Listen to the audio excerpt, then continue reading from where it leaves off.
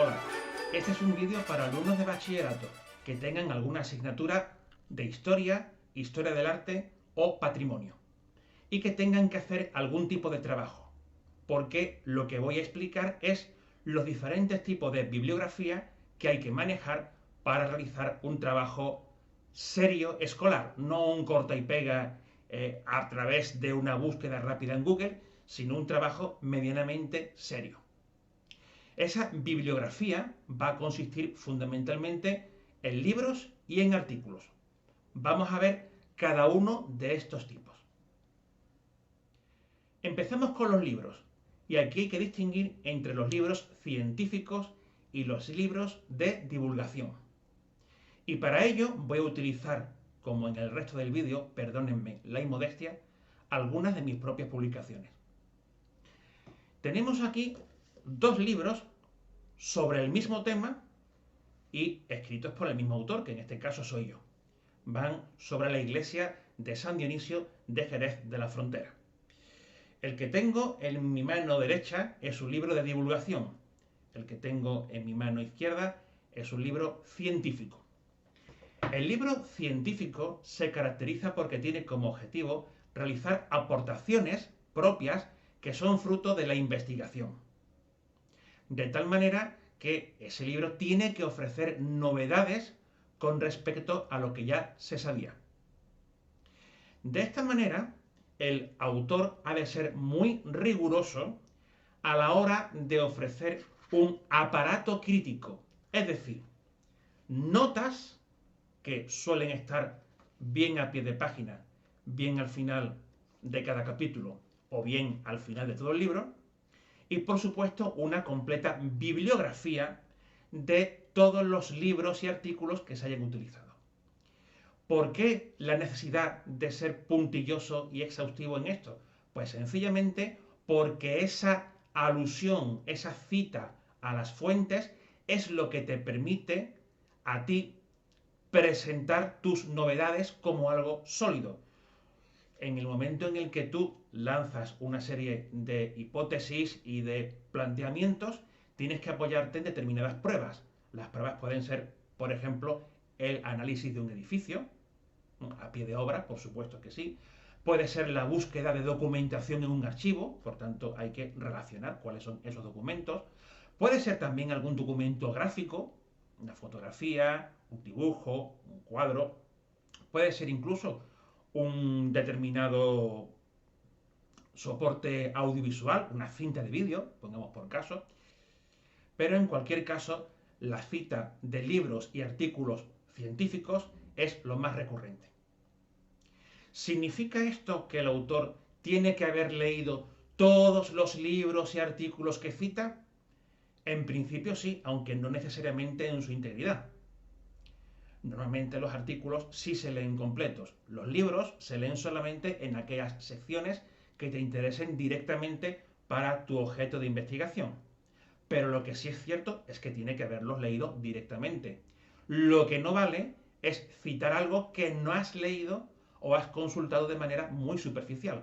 Hay gente que lo hace, hay gente que hace trampas y que se encuentra con referencias bibliográficas en otros libros y las copia tal cual para aparentar que tú has manejado esas otras fuentes. Eso no se debe hacer porque, como dice el refrán, antes se pilla a un mentiroso que a un cojo, y en alguna ocasión pillas a personas que han hecho esa trampa. No. Hay que conocer aquello que se cita. Y hay que citar con corrección, siguiendo las normas de cita establecidas por la editorial o por la institución con la que vayas a publicar. Ese texto tiene que ser austero. No vale utilizar un estilo literario más o menos creativo, porque no olvidemos que estás haciendo un texto científico, que debe ser leído fundamentalmente por otros investigadores o por personas que, si no son investigadores, están bastante preparadas. Y no es el momento de dedicarte a hacer literatura. El texto tiene que ser muy sobrio y muy objetivo. Tiene que ir al grano y con frecuencia será aburrido. Este libro mío, aunque pequeño, es aburrido. Ese aburrimiento es necesario porque los análisis de los fenómenos requieren una prolijidad, una minuciosidad que termina conduciendo al aburrimiento. Si tú haces un estudio, pongamos por caso, sobre el cáncer, tendrás que ser muy detallado en los análisis de los elementos biológicos que tienes que estudiar. Si tú haces una investigación sobre derecho, pongamos por caso, pues tendrás que citar con bastante literalidad y concreción y exhaustividad cada una de las leyes que vayas manejando. Bueno, pues en el tema de la historia y del arte es lo mismo. Si tú vas a analizar un edificio o un cuadro, tendrás que ir detalle por detalle. Si tú vas a analizar un determinado fenómeno, pues qué sé yo, de tipo demográfico, pues tendrás que ir dando los datos año por año, quizás mes por mes, de una manera exhaustiva. Y eso implica aburrimiento. Pero ese aburrimiento es inevitable, porque de lo que se trata es de que tu argumentación sea lo más sólida posible. Por tanto, repito, los libros científicos tienen como objetivo realizar una aportación, una novedad con respecto a lo que ya se sabía. Tiene que estar plenamente justificada cada una de esas aportaciones y las citas han de ser rigurosas. Por supuesto, cuanta más bibliografía aportes, más sólida será tu argumentación, siempre y cuando esa bibliografía sea pertinente. Lo que no es pertinente, lo que no hace al caso, no tienes por qué ponerlo, aunque tenga que ver indirectamente con aquel objeto tuyo de estudio.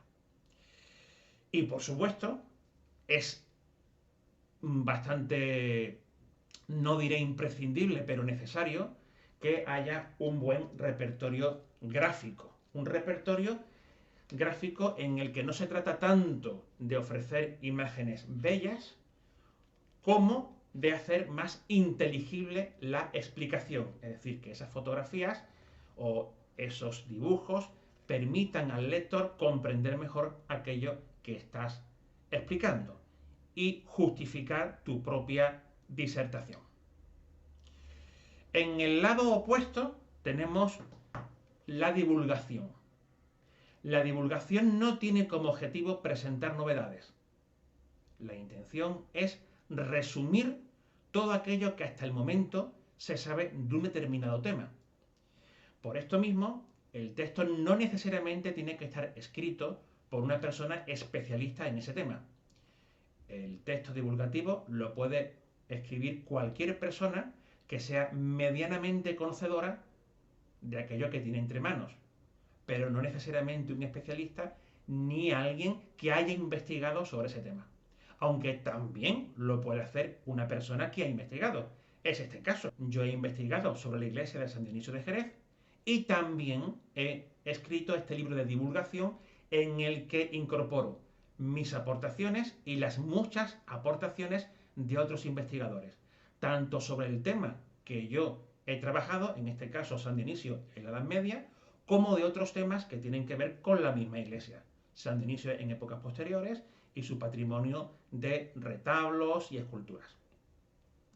¿Significa esto que debes evitar realizar aportaciones? Bueno, en principio sí hay que evitar realizar grandes aportaciones, porque para eso están los textos científicos. Pero tampoco pasa nada si sazonas ese acercamiento general con alguna aportación más o menos interesante. En este caso, pues hay algunas aportaciones, aunque insisto que el objetivo no es presentar novedades, sino hacer una mirada global de todo el camino que hasta ese momento se ha recorrido. Aquí la objetividad es igual de necesaria, porque tienes que atender a todas aquellas personas que han escrito sobre un tema, independientemente de que estés en esa misma línea o por el contrario camines por un sendero distinto, incluso no estés de acuerdo con determinados autores. Ahora bien, tu trabajo es tuyo, está firmado. Y lógicamente, si lo firmas tú, tienes derecho a valorar críticamente las aportaciones de otro. Pero siempre, siempre guardando una cierta distancia. Recordemos que no estamos en un texto científico y que no se trata de defender una idea o de ponerte en contra de esa idea, sino de ofrecer una mirada global. Aquí sí es conveniente utilizar un tono diferente, un tono que sea menos frío, menos árido, más elaborado, más cercano al lector. Hay que evitar aburrir al lector, porque ese lector seguramente ya no va a ser otro investigador, sino que va a ser una persona aficionada a la historia, aficionada al arte, que quiera conocer lo que hasta ese momento se sabe sobre un determinado tema sin necesidad de profundizar demasiado ni de que le calienten la cabeza. Hay que ser muy claro. Por supuesto, en estos libros también es conveniente incluir una bibliografía, aunque hay casos en los que eso no ocurre. Hay personas que escriben libros de divulgación sin añadir un aparato crítico más o menos sucinto.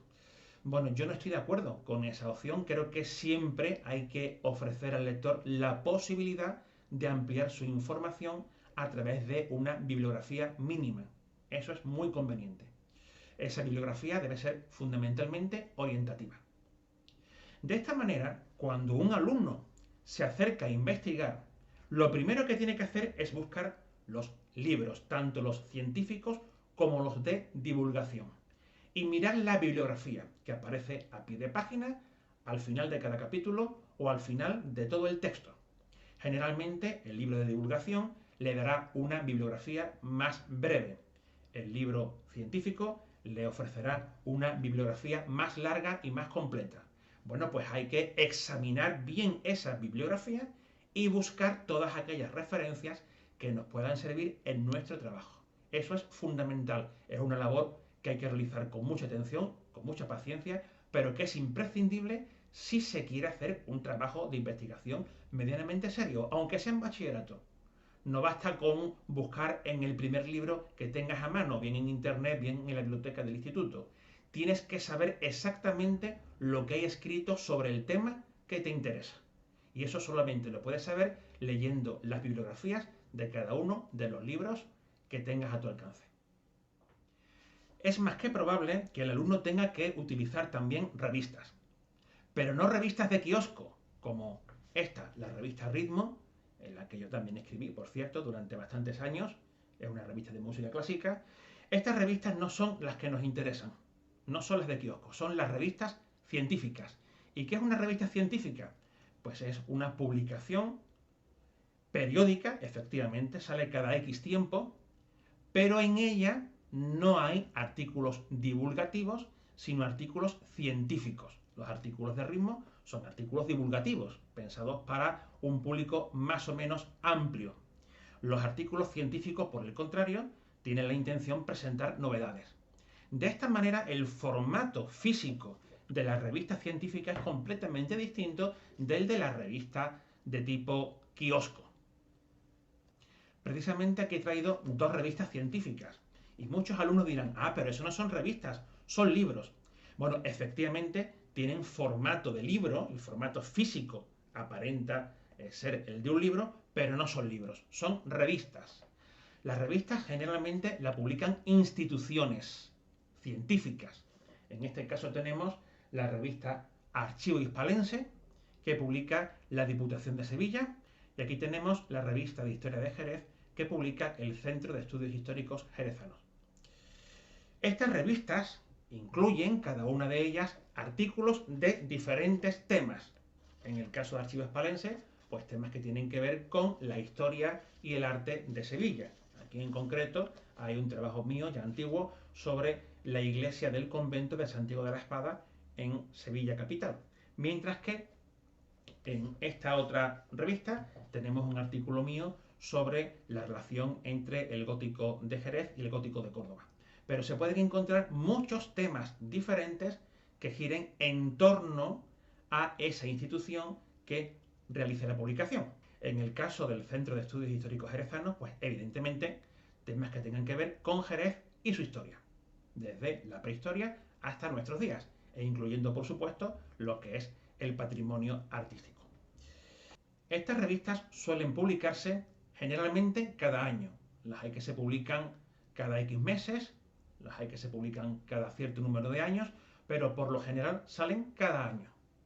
Quien quiera escribir en ellas tiene que enviar su texto al consejo de redacción, que es el que decide si se publica o no se publica, o bien si se publica pero hay que hacer algunos cambios antes de publicarla. Desde que lo envías hasta que sale editado pueden transcurrir no meses sino incluso años, y por eso muchas veces el investigador entra en un estado de desesperación cuando pasan 2, 3 y a veces hasta 4 años desde que mandaste tu texto en su primera redacción hasta que lo ves por fin publicado, pasando por los diferentes procesos de corrección que tiene que atravesar. Estas revistas generalmente se publican ahora en formato digital, es decir, en PDF.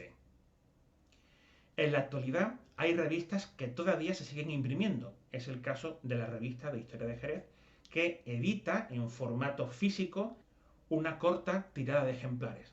Pero la inmensa mayoría de las personas que consultan el contenido lo hacen a través de los PDF que se colocan en la red. Ni que decir tiene que hay muchas revistas antiguas, muchísimas, que todavía no han sido escaneadas y pasadas a PDF. Esto implica una dificultad grande para el investigador. En el caso de que la revista haya sido escaneada y esté a disposición de todo el mundo, basta con meterse en internet y rastrear dónde la puedes descargar. Por el contrario, si la revista no ha sido escaneada, tienes que buscar una biblioteca en la que existan ejemplares físicos de la misma. Y puede ocurrir que esa biblioteca no la tengas en tu ciudad y tengas que trasladarte a otro punto de España, pero en eso consiste la investigación, en echarle tiempo, paciencia, esfuerzo y a veces dinero, ¿no?, para ir, digamos, rellenando cada uno de los huecos que te faltan, porque es necesario saber conocer de primera mano aquellas cosas que se han escrito sobre tu objeto de estudio. Y muchas veces te das cuenta, leyendo los textos de otros, que hay artículos que tienes por fuerza que conocer. Así que, insisto, si no está en internet, hay que rastrear en bibliotecas que tengan esa publicación en un formato físico. Ni que decir tiene que entre las revistas científicas las hay de todo tipo, de gran prestigio, de pequeño prestigio, mejores, peores, de temas más concretos y reducidos a un ámbito muy parcial, de temas más variados. En fin, la gama que encontramos en las revistas científicas es realmente infinita. Pero no es cuestión de entrar aquí en ese tema porque creo que a un alumno de bachillerato no le va a interesar ahora mismo saber cuáles son las revistas más conocidas. Ahora, una variante del artículo científico es el estudio introductorio, que es un artículo que se escribe para hacer una edición de una obra antigua, que bien estaba agotada o bien estaba incluso sin publicar. Es el caso de este libro, La introducción al estudio de la arquitectura en Jerez, que escribió el historiador portuense Hipólito Sancho de Sopranis, que se publicó en los años 30 como fascículos sueltos de una revista, la revista Guión, y que en su momento no llegó a publicarse como lo que realmente es un libro. Porque si unes todos los suplementos, pues lo que tienes es un libro de tomo y lomo. Bien, pues este texto se publicó como tal libro hace poquitos años y me encargaron a mí el estudio introductorio. Entonces, ese estudio introductorio es un artículo en este caso no propiamente de investigación sobre un tema, sino de presentación de lo que vas a continuación a leer. Pero claro, en esa presentación no vale con dar una serie de datos. Tienes que reflexionar sobre lo que estás presentando. Tienes que razonar críticamente el valor que esa obra que viene a continuación tiene para nuestros días. Qué sigue vigente y qué no sigue vigente. Por tanto, se supone que en ese artículo introductorio tienes que aportar, tienes que decir cosas nuevas sobre el objeto principal de la publicación, que lógicamente es el texto que viene después, que es el verdadero protagonista. Las actas de congresos. He ahí otro campo que posiblemente tenga que explorar el joven investigador.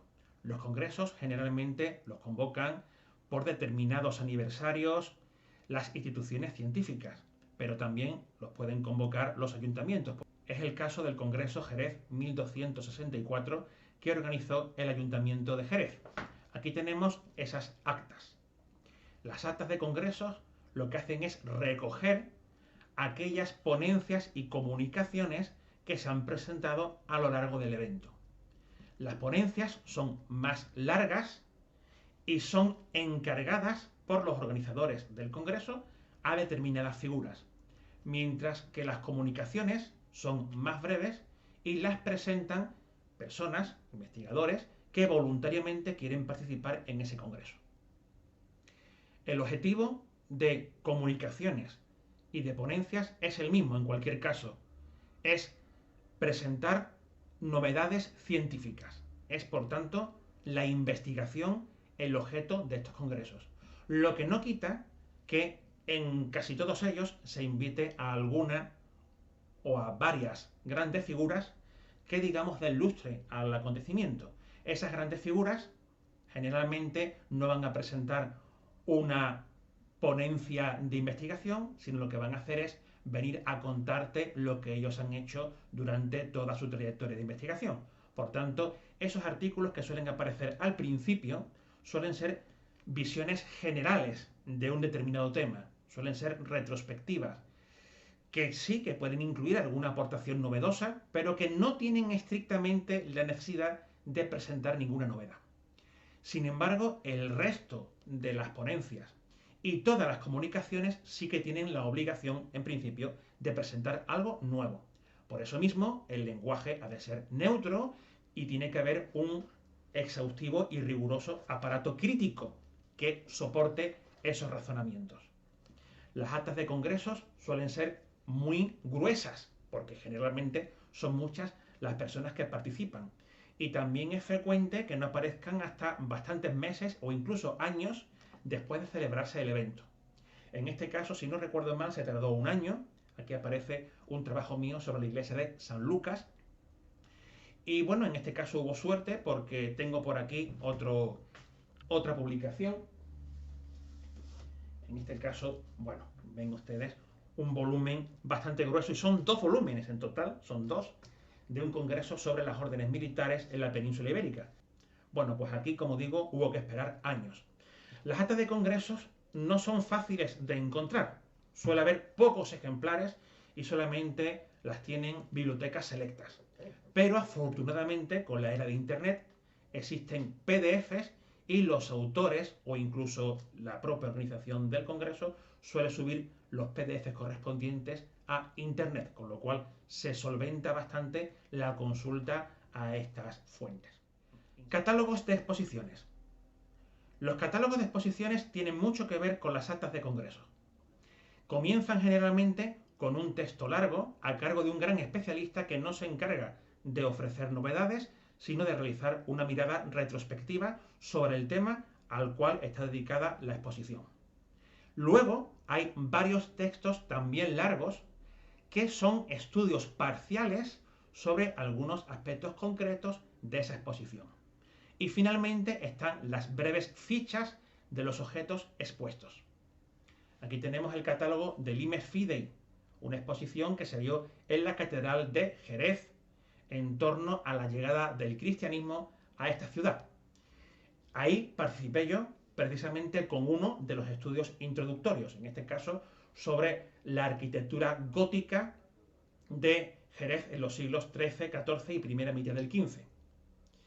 Pero luego también estoy en una de las fichas. Aquí ven ustedes que al principio aparecen una serie de estudios más o menos extensos y al final están las fichas de las piezas expuestas. Generalmente las fichas se encargan a personas muy especializadas en cada uno de los objetos, aunque a veces se repiten los nombres con respecto a lo que han escrito en la parte primera del catálogo. En mi caso, pues, si repito, hago doblete, hago uno de los estudios introductorios y hago una de las fichas, pero luego en las fichas aparecen muchos otros investigadores que no tenían cabida en la primera parte, pero que sí es necesario incluir en la segunda, porque a la hora de analizar piezas concretas en la exposición, pues es necesario buscar a especialistas también pues muy conocedores de ese tipo de obra en concreto. Una variante tanto de los catálogos de exposiciones como de las actas de congresos son los libros escritos por multitud de autores.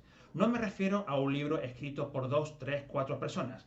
Me refiero a los libros con muchísimas colaboraciones, porque en su estructura y en su concepto suelen asemejarse a esas actas y a esos catálogos. Es el caso de este pequeño librito, muy pequeñín, sobre la parroquia de San Mateo de Jerez de la Frontera, en el que también tuve la oportunidad de participar. En este caso no existe un estudio introductorio a cargo de un gran nombre, sino que se trata de una enorme cantidad de artículos escritos por toda clase de especialistas. De tal manera que la persona que se encarga de coordinar ese trabajo va buscando a las firmas, a las personas idóneas para cada una de esas parcelas. Les encarga un trabajo, un estudio, y se supone que en ese estudio tienen que presentar novedades. Y debo decir con orgullo que todos los que participamos en este pequeñito libro realizamos bastantes aportaciones. La verdad es que es un paso muy considerable en el conocimiento de este edificio. Este tipo de libro no es tan común, entre otras cosas porque es difícil de llevar a cabo, pero a veces pues se materializan de una manera óptima. Es el caso, porque la presentación es muy buena y vienen muy buenas fotografías, pero debo dejar muy claro que el objetivo de estos libros no es el deleite del aficionado, sino el progreso en la investigación. Es decir, aunque puede leerlos una persona de la parroquia amante de la historia de San Mateo, o alguien de la cofradía que adore la historia de esa hermandad y de las imágenes devocionales, el objetivo último es presentar novedades. Por tanto, son textos científicos, rigurosos, deben ser asépticos y a veces pueden ser un poco aburridos.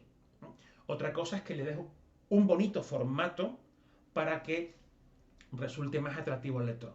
Pero no deben confundirse estos libros con los libros de láminas bonitas para colocar en la estantería y para coger y disfrutar con la imagen. Eso es otro tipo de libro, otro tipo de publicación muy válido y sin duda necesario para aficionar a las personas a determinados temas.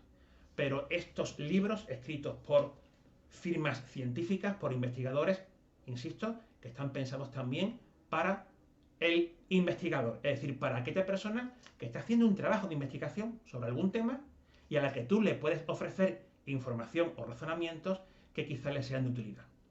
Porque ahí está la clave de la investigación, el que todos nos ayudemos a todos.